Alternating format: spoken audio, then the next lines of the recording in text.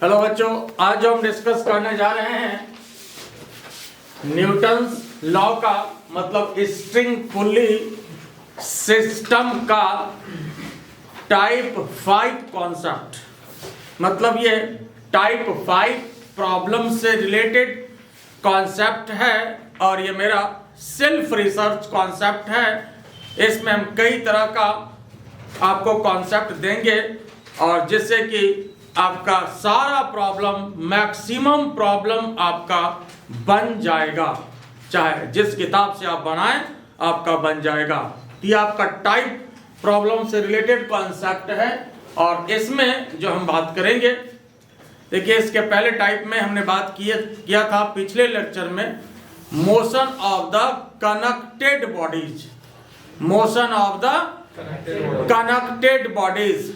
और connected bodies को जो हमने लिया था इसके पहले के लेक्चर में, वो लिया था हॉरिजेंटल फ्लोर पर। इस तरह से 2 बॉडी या 3 बॉडी कनेक्टेड हो और फोर्स इधर लगाया जाए, ये हॉरिजेंटल फ्लोर पर लिया था। तो इसमें क्या एक्सेलरेशन होगा, क्या टेंशन होगा, ये हम लोगों ने निकाला था, यही ना निकाले थे। अब लेकिन क्या कर रहे हैं, यह जो आपका कनेक्टेड बॉडीज है इसको हम कहां रख रहे हैं, इंक्लाइंड प्लेन पर। इसे सिस्टम को उठा करके कहां रखा, इंक्लाइंड प्लेन पर रखा। कहां रखा इसको, इंक्लाइंड प्लेन पर रखा। जरा सा इसके बारे में भी आपको इन ब्रीफ कर दें कि अगर हॉरिजेंटल फ्लोर पर होता है, अगर हॉरिजेंटल फ्लोर पर होता है तो कौन कौन सा फोर्स लग रहा था। फोर्स ये तो अप्लाइड फोर्स है, इसमें टेंशन क्या लगता था, इसमें टेंशन क्या लगता था, T2। मान लीजिए वहां से M1 है, ये M2 है और ये M3 है, यही ना लगता था। ये बॉडी आपका M1 है, ये M2 है और ये M3 है, ठीक है।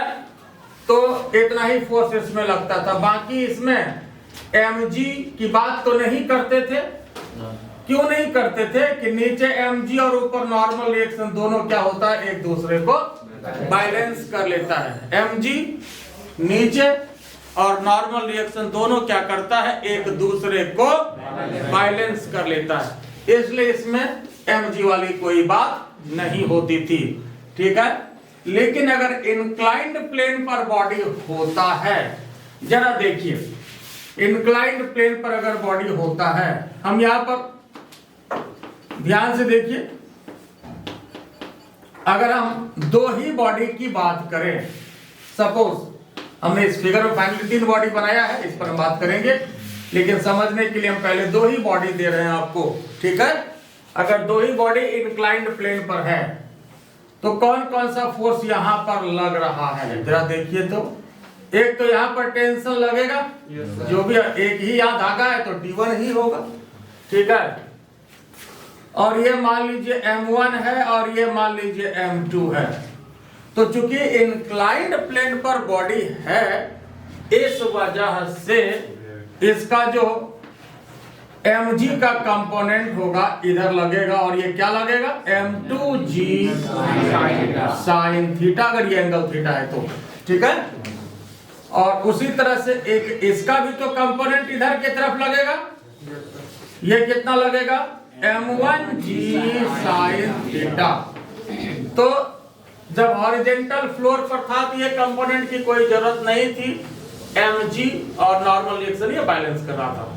लेकिन यहाँ पर इंक्लाइंड प्लेन पर इधर वाला जो फोर्स होता है mg साइन थीटा, इसको तो हम लोग कंसीडर करते हैं ना, इसको हम लोग कंसीडर करते हैं। आई बात समझ में। और यहाँ भी ये आपको पता है कि इधर mg cos थीटा और नॉर्मल रिएक्शन जो लगता है दोनों एक दूसरे को क्या करता है, तो यहाँ भी ये दोनों को लिखने की कोई जरूरत नहीं है।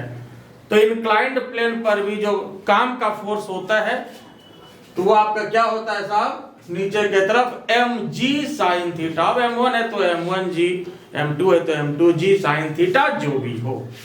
बात समझ में आ रहा है। तो यहाँ पर ये इधर का जो फोर्स है mg साइन थीटा, ये आपको कंसीडर करना है, ठीक है। तो वही बात, अब यहाँ पर 3 बॉडी को हमने इंक्लाइंड प्लेन पर रख दिया, तीनों बॉडी को इंक्लाइंड प्लेन पर रख दिया और तीनों बॉडी आपस में क्या है, कनेक्टेड है, रस्सी से, स्ट्रिंग से, धागे से, जिससे समझिए ये कनेक्टेड है। ठीक है, ये कनेक्टेड है। और बार बार हम कनेक्टेड पर क्यों जोर दे रहे हैं, इसलिए कि इसके आगे जो आने वाला कंसेप्ट है उसमें हम कांटेक्ट में रखेंगे, इसलिए यहां पर ये कनेक्टेड है। कनेक्टेड और कांटेक्ट दोनों में फर्क है। कनेक्टेड का मतलब है कि हाँ, धागे से, स्ट्रिंग से कनेक्ट कर दिया, और इसके बाद जो हम लोग डिस्कस करेंगे कॉन्सेप्ट, तो उसमें कांटेक्ट आएगा, तो उसमें क्या, स्ट्रिंग हटा देते हैं, सिर्फ दोनों को सटा देते हैं। तो वो तो बात की बात है, इसके बाद हम डिस्कस करेंगे। तो ये बात समझ में आ रहा है, बार बार हम क्यों कर रहे हैं कि ये कनेक्टेड है। ये क्या है, कनेक्टेड है, धागा से, स्ट्रिंग से, वायर से, जिससे कहिए ये कनेक्टेड है। ठीक है, और इसी कनेक्टेड बॉडीज को हमने क्या किया, यहां पर इंक्लाइंड प्लेन पर रख दिया। तो देखो, जैसे हॉरिजॉन्टल फ्लोर पर जो फोर्स था, जितना था फोर्स, इधर T1 T2, इधर एक्सेलरेशन, ये तो लगेगा ही। यहाँ भी फोर्स इधर, अप्लाइड फोर्स इधर, एक्सेलरेशन बॉडी का इधर हो रहा है, T1 यहाँ, T2 यहाँ, ये तो लगेगा ही। अब इसमें एक एक्स्ट्रा फोर्स क्या आ गया, क्योंकि इंक्लाइंड प्लेन पर है, इस वजह से बॉडी का जो वेट होगा वह आपका नीचे के तरफ लगेगा, जो कि जैसे यहाँ पर ये वेट है तो m3g साइन थीटा, m3 है तो m3g साइन थीटा इधर, ये m2 है तो m2g साइन थीटा इधर, ये m1 है तो m1g साइन थीटा इधर। ये इंक्लाइंड प्लेन में एक्स्ट्रा फोर्स लगा, जो कि हॉरिजॉन्टल फ्लोर में नहीं लग रहा था। आई बात समझ में? हॉरिजॉन्टल सरफेस में ये लग रहा था, नहीं लग रहा था। यहाँ पर यह जो है एक एक्स्ट्रा फोर्स है। बात समझ में आया या नहीं आया? क्लियर है? अब यहाँ देखो,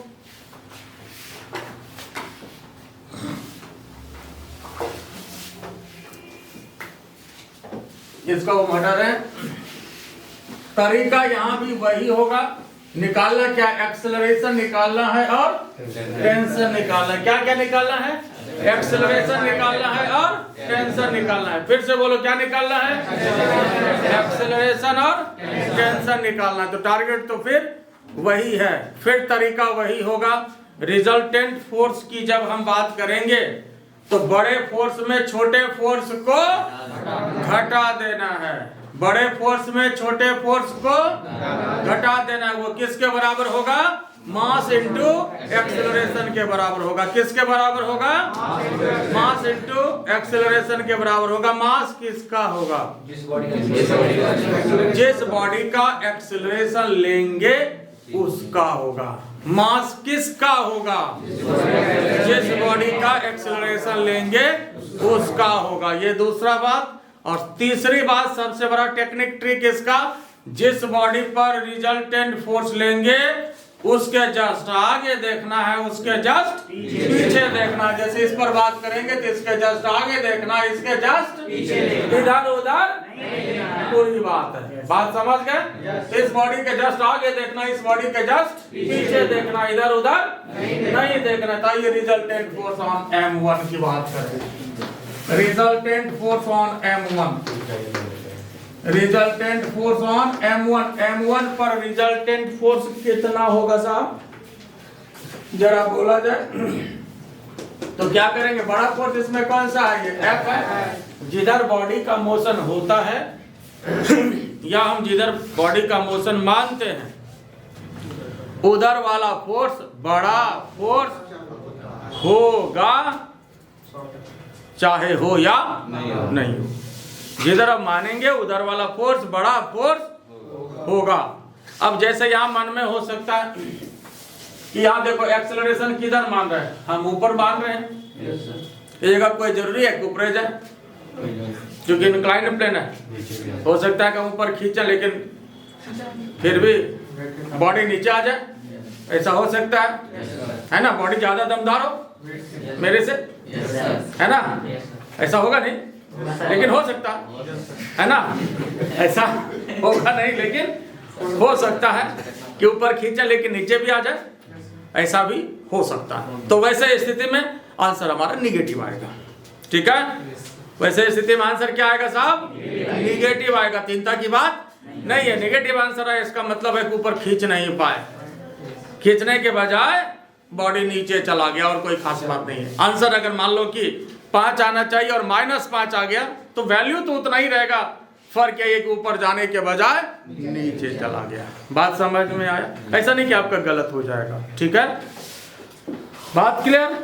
तो आइए रिजल्टेंट फोर्स ऑन M1 पर रिजल्टेंट फोर्स पहले इक्वेशन देखें।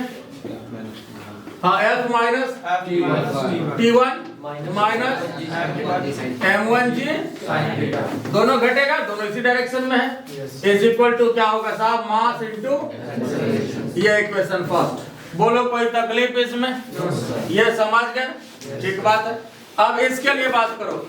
T1 माइनस बड़े में छोटे को घटाना है, बिल्कुल सही चल रहे हो। T1 माइनस T2 और minus M2G sine theta is equal to M2, पक्का? ये इक्वेशन 2 हो गया। बोलो कोई तकलीफ इसमें? फिर अब इसमें बात करें, इस बॉडी में 2 फोर्स है, एक ऊपर एक नीचे, तो T2 में किसको घटाएंगे? Minus M3G sine theta is equal to M3A। बोलो इसमें कोई तकलीफ है? तो फिजिक्स यही है, बाकी मैथमेटिक्स है। फिजिक्स इसमें इतना हिस्सा है, कोई तकलीफ हुआ इसमें? तो फिजिक्स इतना ही है, बाकी मैथमेटिक्स है। जो कटे जो बचे, तो F माइनस, बाकी दिए कटा आपका M1G sine theta, M2G sine theta minus M3G sine theta is equal to A को कॉमन करिए, बराबर M1 प्लस M2 और प्लस M3। कोई तकलीफ इसमें?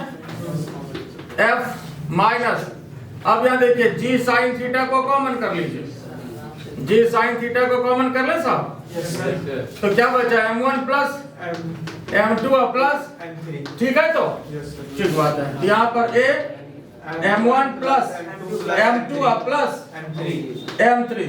कोई तकलीफ इसमें? यहाँ पर A equal to F minus G sine theta M1 plus M2 plus M3, और नीचे क्या करेंगे? M1 प्लस M2 और प्लस M3। ये एक्सेलरेशन के लिए हो गया। हालांकि फॉर्मूला को याद रखने की कोई जरूरत नहीं है, ये फॉर्मूला नहीं है, आपको याद रखना है बस ये इक्वेशन, और कॉन्सेप्ट तो हमेशा याद रहेगा ही, भूलने की बात नहीं है। ठीक है, और फिर क्या करना होगा? जो भी एक्सेलरेशन निकलेगा किसी भी इक्वेशन में हम लोग पुट करेंगे तो टेंशन का वैल्यू आपको मिल जाएगा। आई बात समझ में? कैसे मिलेगा, इस पर एक हम लोग डाटाबेस क्वेश्चन भी करेंगे, अभी और क्लियर होगा। तो पहले लिख लीजिए, थोड़ा मैं साइड हो लेता हूँ। धीरे-धीरे क्लिक करते हैं। देखो, तो अभी इसी कॉन्सेप्ट पर एक डाटाबेस क्वेश्चन आपको ये दिए हैं। ये 2 kg है, 4 kg है, 6 kg है, और फोर्स कितना लग रहा है इसमें? 120 न्यूटन का फोर्स लग रहा है, 120 न्यूटन का फोर्स लग रहा है, और मान लेते हैं कि एक्सेलरेशन इधर हो रहा है। और यही क्वेश्चन का भी रहा, as shown in figure find out acceleration of the bodies and tension in the string. Acceleration of the body निकालना है और स्ट्रिंग में टेंशन निकालना है। तो यहाँ देखो, इसमें एक स्ट्रिंग यहाँ है, इसमें टेंशन मान लेते हैं T1 और इसमें टेंशन मान लेते हैं T2। ये दोनों स्ट्रिंग सेम स्ट्रिंग है कि डिफरेंट स्ट्रिंग है? Same string. ये दोनों स्ट्रिंग क्या है? डिफरेंट स्ट्रिंग है, तो डिफरेंट टेंशन होगा। Same string same tension, different string different tension. तो यहाँ पर जो है टेंशन यहाँ T1 है और यहाँ पर जो टेंशन है ये T2 है। ठीक बात है? और इधर जो फोर्स लग रहा है F लग रहा है कितना साहब 120 न्यूटन का फोर्स लग रहा है। अब यहाँ देखिए कौन सा फोर्स आपका छूट रहा है, इंक्लाइंड प्लेन पर है तो वेट का कंपोनेंट इधर क्या लगेगा 2 kg है ये तो 2g sin 60। उसी तरह से इसका भी वेट का कंपोनेंट इधर लगेगा, कितना लगेगा 4g sin 60। उसी तरह से इसका भी लगेगा, कितना लगेगा 6g sin 60। कोई तकलीफ इसमें? तो वेट का कंपोनेंट जो है वो ये इधर लगेगा और इसको ध्यान में रखना है, मार्केबल पॉइंट ये छूटता है, ये पॉइंट ऑफ मिस्टेक है। जो कि इंक्लाइंड प्लेन पर है इसका वेट का कंपोनेंट इधर लगेगा, ठीक है। G10 आप ले सकते हैं, फिर तरीका यहाँ पर वही होगा, रिजल्टेंट फोर्स जिस बॉडी पर भी लेंगे तो बड़े फोर्स में छोटे फोर्स को घटाना है और किसके बराबर होगा मास इनटू एक्सीलरेशन के बराबर होगा। तो ये रिजल्टेंट फोर्स ऑन 6 kg, इस पर पहले बात करें। रिजल्टेंट फोर्स ऑन 6 kg, देखें रिजल्टेंट फोर्स ऑन 6 kg क्या तरीका होगा, बड़े फोर्स में छोटे फोर्स को घटाएंगे। बोलो तो साहब, बोलते जाओ। 120 में किसको घटाएंगे T1 minus 6g sin 60 is equal to क्या होगा मास इनटू एक्सीलरेशन। मास किसका, जिस बॉडी का एक्सीलरेशन ले रहे हैं उसका। यहाँ पर 6 kg है तो 6 लिया। अब आइए इसकी बात करिए, इस बॉडी पर रिजल्टेंट फोर्स लेना है 4 kg वाले पर, तो क्या तरीका बताएं, बड़े में छोटे को घटा देना है। तो बड़ा फोर्स इसके लिए T1 होगा, इसलिए ये ऊपर जा रहा है, ठीक है। बात समझ में आया नहीं? इसके लिए बड़ा फोर्स T1 होगा और ये मन में नहीं रखिएगा कि ये इसमें काउंट करेगा, ये तो इसका वेट का कंपोनेंट है, ये इसमें काउंट करेगा, ठीक है ना। तो इसके लिए क्या हो जाएगा फिर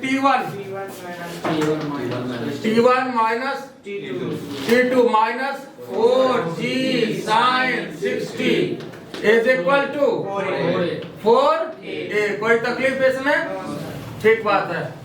अब आइए इसके लिए बात करें, इस पर क्या फोर्स लगेगा 2 kg वाले पर, तो फिर बड़े फोर्स में छोटे फोर्स को घटाएंगे।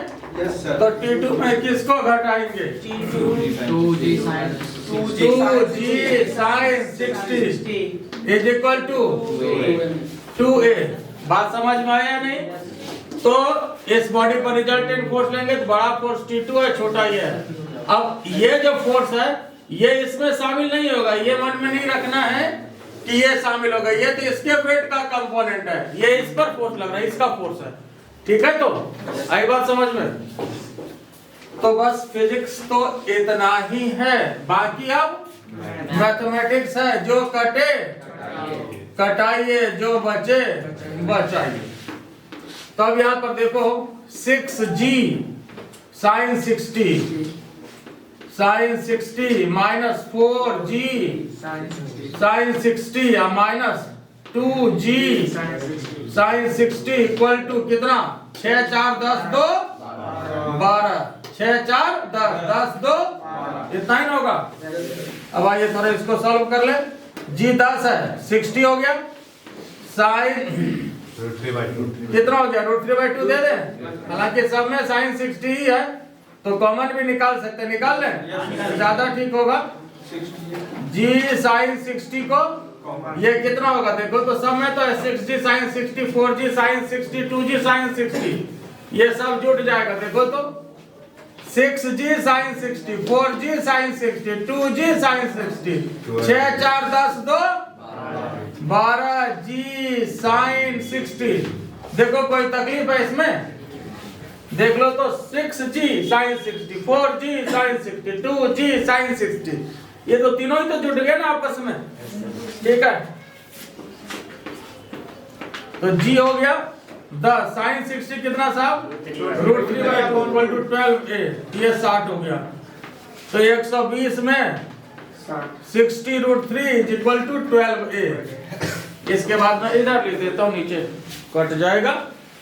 तो यहां देखो तो 120 माइनस 60√3, √3 का वैल्यू 1.7 ले लें, ठीक है ना, इक्वल टू 12a।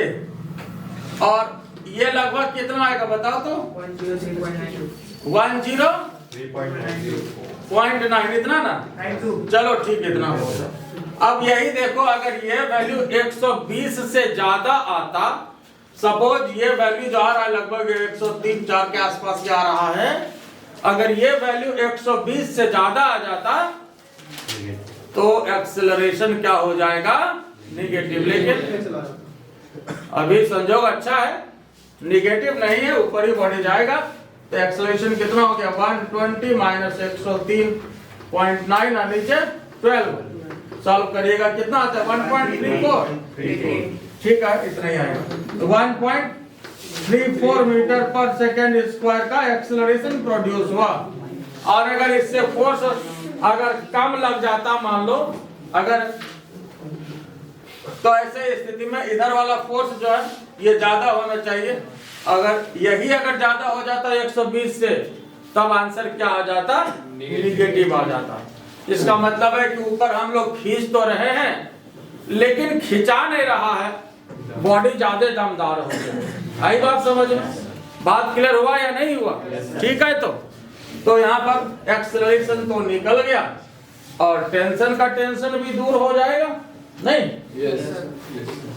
तो किसी भी इक्वेशन में पुट कर लो। फिगर बनाया हुआ है तो आपका, तो फिगर को मैं हटा रहा हूँ, बाकी तक मुझे फिगर की कोई जरूरत नहीं है। इक्वेशन आपके पास है, इससे टेंशन का टेंशन दूर कर लेंगे।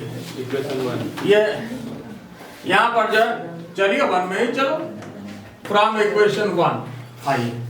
तो क्या था? 120 माइनस T1 माइनस 6g, तो 60 साइन 60 √3/2, यही ना जी, इक्वल टू 6 और a के स्थान पर, ठीक है। तो देख लो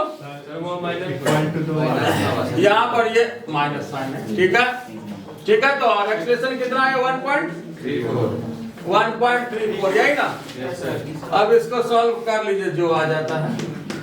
T1 को इधर ही पटक देते हैं, बाकी इधर 120 माइनस 30√3 और माइनस 6 इंटू 1.34, ये कितना आया बताइए तो? 60 है। T1 कितना आया कैलकुलेट करके? 60। तो चलिए फिर 60 न्यूटन आया, ये इसका आंसर। तो T1 मिल गया, और बाकी तो आप T2 के लिए इक्वेशन थर्ड ज्यादा आसान है ना। अब आइए फ्रॉम इक्वेशन 3 में पुट कर दीजिए तो ज्यादा अच्छा है। T2 कितने के बराबर होगा साहब? देखो 2g साइन 60 अब प्लस 2a, यही ना है। इसको इधर पटक दीजिए, ठीक है। तो T2 g था साइन 60 फिर √3/2 प्लस 2 और 1.34, यही ना। अब देख लो ये कितना आता है? कितना आता है जी? 20 न्यूटन। चलिए ठीक बात है, तो ये इसका आंसर लग भी रहा है अनुमान से भी। ये 10√3, तो ये 17 के आसपास ऐसे ही दिख रहा है, और 3 के आसपास ये ऐसे दिख रहा है, तो 20 के आसपास 19.98। हाँ, तो ठीक है, लगभग ये 20 न्यूटन आपका आंसर बिल्कुल सही आ रहा है। नहीं दिख रहा है? देखो 10√3, ये 17 से थोड़ा ज्यादा और ये 3 से थोड़ा कम, है ना। तो ये दोनों मिला दीजिएगा, तो ये 20 न्यूटन हो गया। तो इस तरह से टेंशन भी दूर हो गया। और इस टाइप का क्वेश्चन बढ़िया क्वेश्चन होता है, इसमें कोई शक नहीं। लेकिन अगर आपके पास कॉन्सेप्ट है तो बनाने में भी कहीं कोई दिक्कत की बात नहीं है ना। इसको लिख लीजिए, फिर इसके बाद हम बढ़िया कॉन्सेप्ट पर डिस्कस कर रहे हैं और टाइप 6 पर डिस्कस कर रहे हैं, इसको लिख लीजिए। हाँ, ये नेक्स्ट है type 6, tension in the connected bodies. देखो कनेक्टेड बॉडीज क्या हो, हैंगिंग हो, लटका दीजिए। कनेक्टेड बॉडी को लटका देना है। पहले कनेक्टेड बॉडी को हम लोग हॉरिजॉन्टल फ्लोर में रखे थे इसके पहले वाले टाइप में। फिर क्या किया इसके पहले वाले टाइप में, इंक्लाइंड प्लेन पर रखे, कनेक्टेड बॉडी को इंक्लाइंड प्लेन पे रखे। और अब क्या कर रहे हैं, कनेक्टेड बॉडी को लटका रहे हैं, हैंगिंग, है ना, क्या करें, लटका रहे हैं, ठीक है। तो इसमें एक्सीलरेशन की बात होगी क्या, ये तो लटकिंग बॉडीज है, इसमें हैंगिंग बॉडीज है, तो इसलिए इसमें एक्सीलरेशन की बात, इसलिए इसके हेडिंग में देखिए एक्सीलरेशन हमने लिखा है, क्या लिखे हैं, तो सिर्फ इसमें टेंशन का टेंशन दूर करना होगा, एक्सीलरेशन वाली बात नहीं होगी, एक्सीलरेशन वाली बात पक्का, ठीक बात है।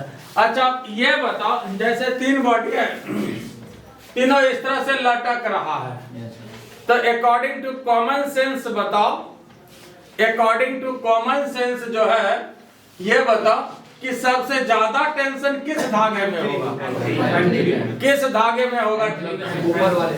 मान लो यहाँ पर टेंशन T1 है, यहाँ पर टेंशन और यहाँ पर टेंशन T3 है, तो सबसे ज्यादा टेंशन कहाँ होगा, अकॉर्डिंग टू कॉमन सेंस यहाँ पर होगा टेंशन, पक्का, पक्का।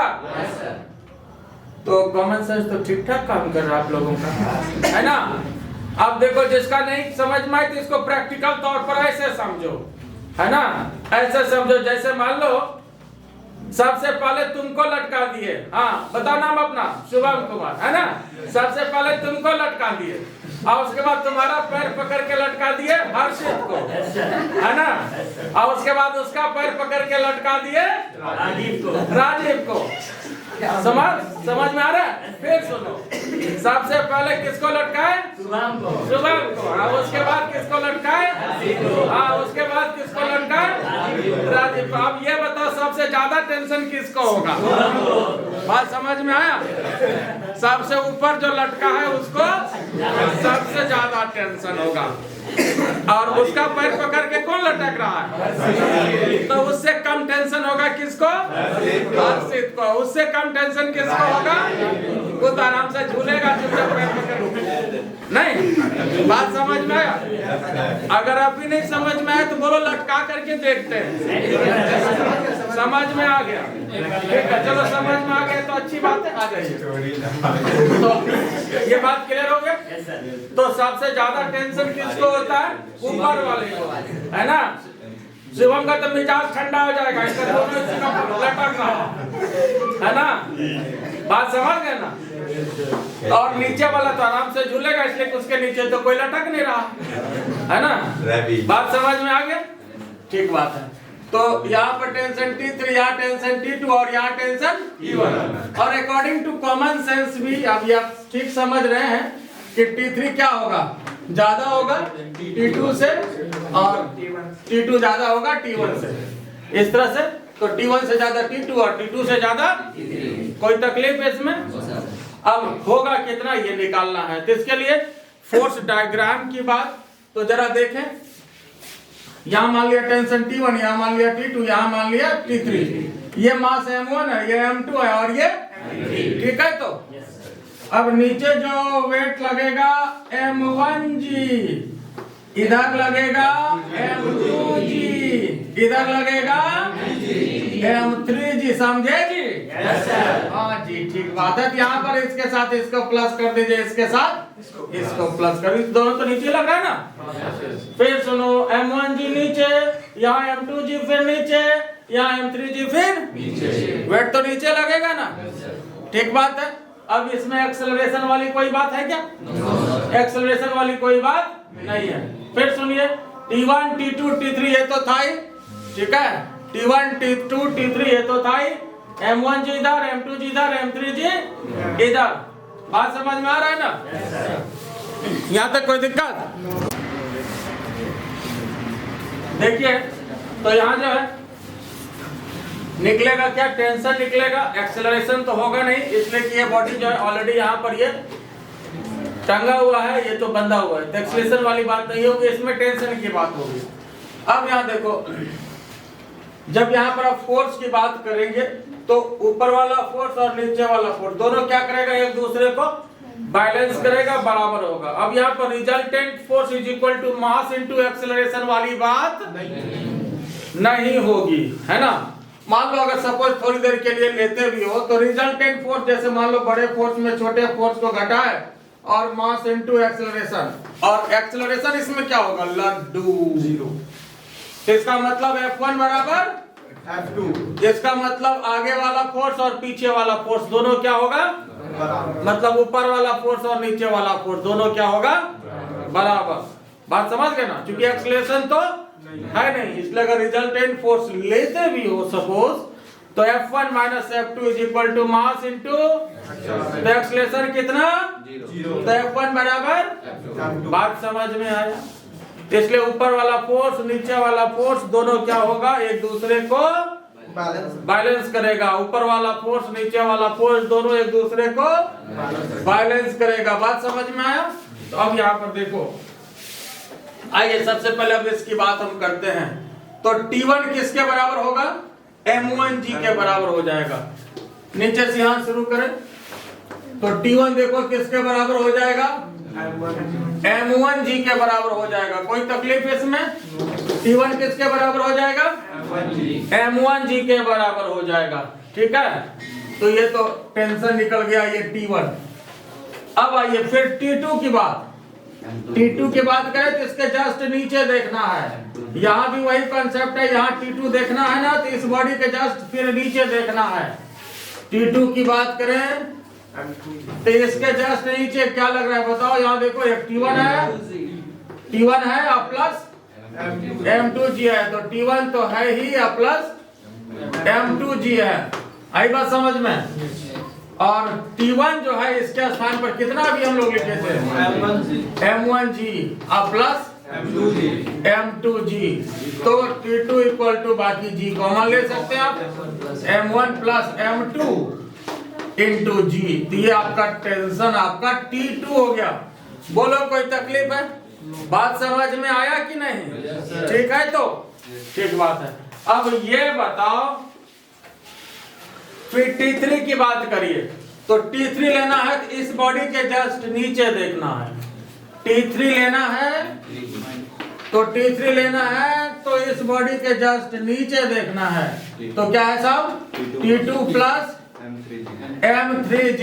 देखो मन में हो रहा हो किसी के, सर खाली नीचे तो जस्ट देखिए, आखिर ये सब भी तो लटका हुआ है, जैसे उसके पीछे तो भी लटका हुआ था। लेकिन इस T2 में जो है ना साहब, ये नीचे का सारा शामिल है। देखिए T2 जो हम लोग निकाले हैं पहले, उसमें M1G प्लस M2G ये शामिल है। और इसका वैल्यू जब यहाँ बैठाएंगे तो ऑटोमेटिकली नीचे वाला वैल्यू भी आ जाएगा। बात समझ रहे हो ना। तो यहाँ पर T3 इक्वल टू T2, तो T2 आपका M1 plus M2 into G और प्लस M3G। तो यहाँ पर ये M1 प्लस M2 और प्लस M3 और यहाँ पर ये G। तो ये हो गया T3। बोलो साहब कोई दिक्कत है इसमें? तो एक बार फिर सुन लीजिए। तो यहाँ क्या करना है, जैसे ये T1 निकालना है तो इसके जस्ट नीचे देखना है। T2 निकालना है, यहाँ पर टेंशन निकालना नहीं साहब, इस बॉडी के जस्ट नीचे देखना है, इधर उधर नहीं देखना है। बुरी बात है, इसके सबसे बड़ा टेक्निक इसका यही है, इधर उधर नहीं देखना है। T2 निकालना है तो इस बॉडी के जस्ट नीचे देखना है। तो T1 प्लस M2G।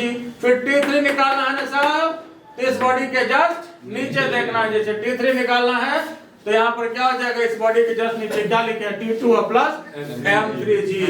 बस इसी में सब आ जाएगा। मन में हो शंका कि आखिर इधर भी तो बॉडी है, तो ऑलरेडी ये जो T2 लिए है ना साहब, T2 में नीचे का सारा बॉडी का टेंशन इसमें शामिल हो जाएगा ऑटोमेटिकली। यहाँ पर देख लो T2 जो है M1 प्लस M2G है कि नहीं? Yes sir. अब ये बात देखो, ये हम लोग जो निकाले T1 आया M1G, T2 आया M1 प्लस M2G, T3 आया M1 plus M2 plus M3G। ज्यादा कौन हुआ सबसे ज्यादा? तो सबसे ज्यादा किसको टेंशन है? सबसे ज्यादा किसको टेंशन है? शुभम को है। उसके बाद किसको है? हाँ, उसके बाद किसको है? बात समझ गए? क्लियर हो गया? ये बात साबित भी हो गया। तो यहाँ पर T3 is greater than T2 is greater than T1। अब लोग इसी में कर देते हैं। M1 को 10 kg कर दिया, इसको 20 kg कर दिया और इसको 30 kg कर दिया। निकालो तो टेंशन क्या होगा? तो अब इसमें आराम से निकल जाएगा। T1 100 न्यूटन है ना? बात देखो फटाफट है कि इसी में कर लिए बात उस समय। हाँ, तो G1 कितना हो गया? 100 G। हाँ, मतलब 110 G हो गया ना? हाँ, तो 100 न्यूटन हो गया। बिल्कुल सही। T2 कितना हो गया? T2 M2 M1 plus M2। M1 कितना? M1 कितना है? 10। M2 कितना है? G अपने जगह पर। तो 30 G का मतलब 300। समझ में आया? फिर देखो T3 की बात करें तो M1 plus M2 plus M3। M1 कितना है? 10। ये कितना है? ऊपर वाला कितना है? 20। अब बाकी G अपने जगह पर। G 10 ले लीजिए, कोई दिक्कत नहीं। तो 30 20 50 10 60। तो 60 G मतलब 600। बात समझ में आया या नहीं? क्लियर हो गया? तो यहाँ पर टेंशन हम लोग इस तरह से आराम से निकाल सकते हैं। बोलो, कोई दिक्कत है? क्लियर हो गया? तो चलिए ठीक है, आज इतना ही और अगले क्लास में डिस्कस करेंगे। इसके आगे जाएंगे हम लोग कांटेक्ट फोर्स पर और इसमें एक्सीलरेटेड की भी बात करेंगे। ठीक है? तो आज इतना ही। ठीक है? हमारा चैनल इनोवेशन एकेडमी। ठीक है? अच्छा लगे वीडियो तो लाइक करिए, सब्सक्राइब करिए, है ना? इससे अच्छा वीडियो और हम बनाएंगे, है ना? Thank you.